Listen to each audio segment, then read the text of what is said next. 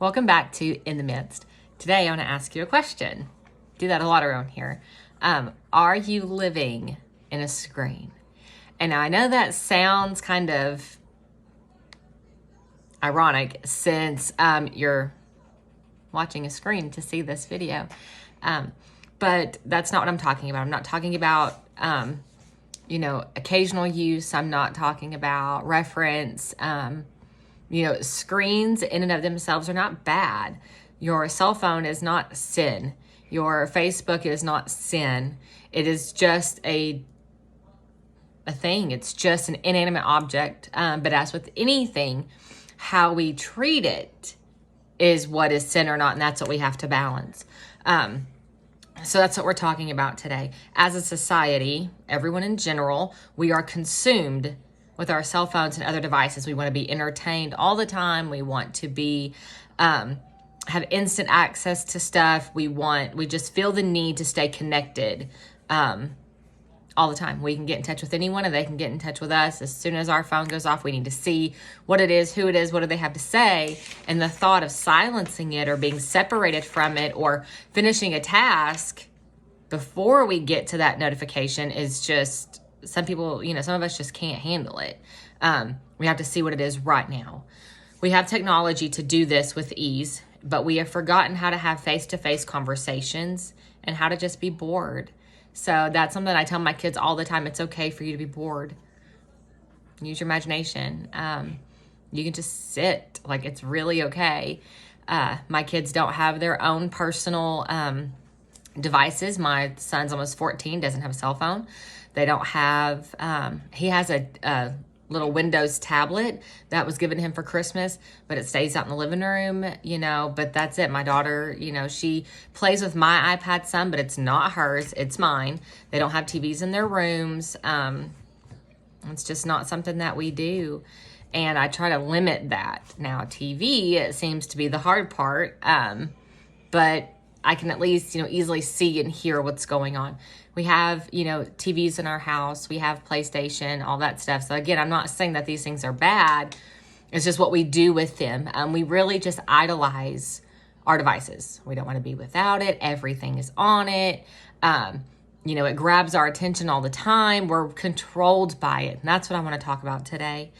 I remember my parents telling me that I wouldn't die from boredom. Turns out they were right. I might not have liked it, but they were right. Some of you may remember when the television stations pretty much shut down at a certain time every night. I don't remember this, but my husband talks about it. But if you're under 30, ask your parents and grandparents about it. It really did used to be that way. Today, we can watch anything we want at any hour we choose. Thank you, Netflix. Again, sometimes that's a good thing, but it takes so much of our time. We're consumed with our friend and follower accounts, the likes, the comments. For what? It's not real life. We spend so much time on our screens that we're not aware of our surroundings at all, including the people in our own homes. We put so much time and energy into things that have no meaning or value. We share memes about binge watching an entire Netflix series in the matter of a day or two. Like it's a badge of honor. We're proud of it. It's an accomplishment. But it's not. And I have a little bit of a judgmental issue. So whenever I see someone that shares that or says, I watched this whole season today, my first thought is, what about your child? What were your kids doing? What's your husband doing? Who's cooking dinner? And I understand that they don't need our constant attention all the time, and dinner doesn't take long, and there's nothing wrong with, frozen pizza or going out to eat. I get that. But if that's a habit, that's something that we have to be careful with.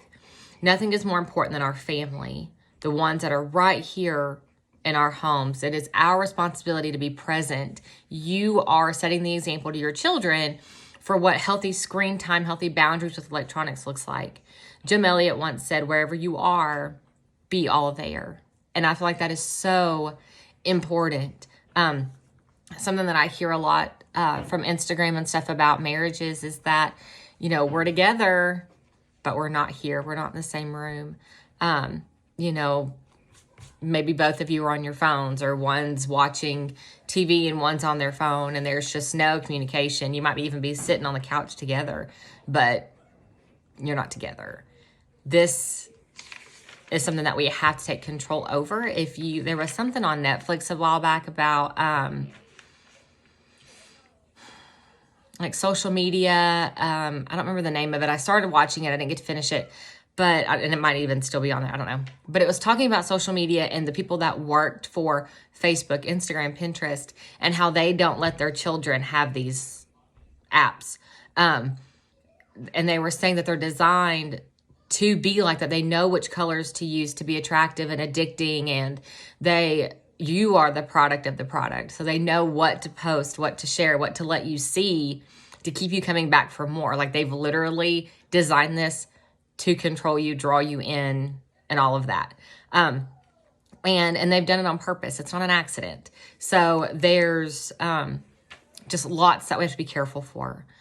So you have to realize how this is affecting you. Okay. Personally, I get sensory overload pretty quickly when, I'm looking at my phone and I've got one kid asking for a drink, one kid is asking for help with school, the TV's on, whatever. I get overwhelmed. Like, I really want to be that homeschool mom that, plays good gospel music all day, but I can't.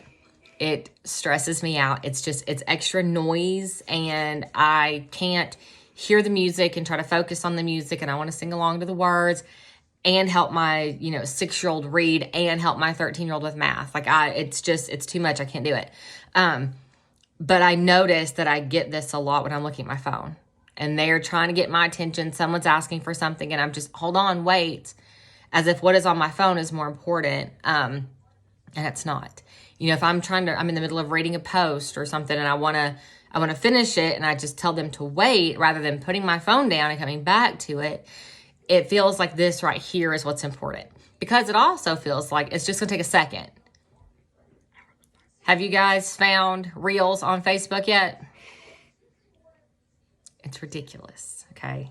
I don't normally get sucked into those, but my husband does, and this 30, 60, 90-second clip turns into like an hour, okay? Whatever post you're reading, the thing you're looking at, the thing you're scrolling through does not just take a second, okay? It's ridiculous.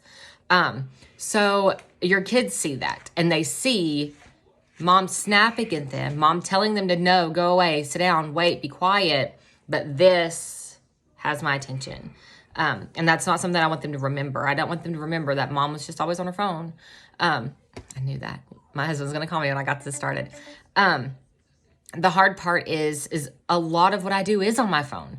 The YouTube, the blog, the Instagram, my book sales, my makeup business, it's all on my phone. So I have to be careful with that. And there's times that I just put it down, put it in the other room. My phone is always on vibrate, okay?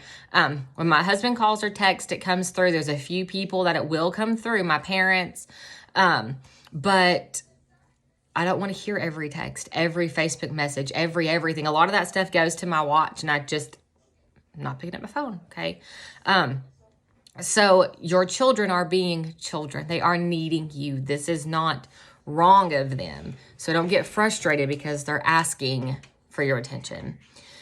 They're trusting you enough to meet their request or coming to you. They know that you are their person. So what if God reacted this way to us? What if he said, not right now, I'm busy. Go sit down, be quiet, leave me alone. We would be in trouble, first of all, because we are going to make so much more of a mess of things. But that doesn't show love. We wouldn't feel love. We wouldn't feel like we could trust him. We would eventually stop coming to him because he never meets my needs anyway. He never talks to me anyway. He's always too busy for me, so I'll just figure it out myself. I'm glad he doesn't. The Lord is not like that to us. Let's not be like that to those around us. We must learn to put the distractions down. When we react to those around us in frustration, we're not showing love or kindness to them like we should be. Our children and our spouses are not burdens. They're not inconveniences. They're not distractions. They are not a lesser work. When our priorities are out of place, everything and everyone is affected. This is not just you taking a few minutes to be on your phone. And I'm not saying that you can never do that, or, I can have 10 minutes to myself to sit here and scroll for a minute or respond to this or send an email, whatever. I'm not saying that you can't. Just be careful to manage that time. And like I said, I know some of you work from home. You have an online business that you run from your phone. I've been there. I do all of that too. I'm also very easily distracted. but I want to encourage you to find a balance. I don't know about Android, but I know if you have an iPhone that you can set screen time and screen like app limits. So there's a hair right here. I can feel it. Sorry. So I would use that. If you go in settings, go into screen time, you can set app limits. So I normally do my social media, Facebook, Instagram, Messenger, Pinterest, YouTube, 2 hours a day. And that's not 2 hours per app. That's 2 hours combined. And then it'll shut down. And then I have to have a password to get back into it. And when I get to the place where I need that again, my husband has the password. I don't know what it is. Or else I'm tempted to bypass it. I'll go, 15 minutes, 10 minutes, whatever. And then it doesn't happen. Watch your screen time. Every Sunday morning, we get a report of our screen time of what we averaged in a day, which it's helpful. It's convicting. If you're averaging 6.5 hours a day on your phone, that's a lot. Now, I don't like it because if I play music or use my GPS, then that's in there. And so I try to keep that in mind. Talking to my husband on the phone, that's part of my screen time, talking to my parents. But don't excuse all of it away, okay? You can go in and see exactly how much time you spend on these things. So set those boundaries, set those limits. Wherever you are, be all there, okay? Be present with those around you, not just with your phone, okay? Connect to real people. So until next time, stay in the Word, stay close to the shepherd, and let Him lead you in paths of righteousness.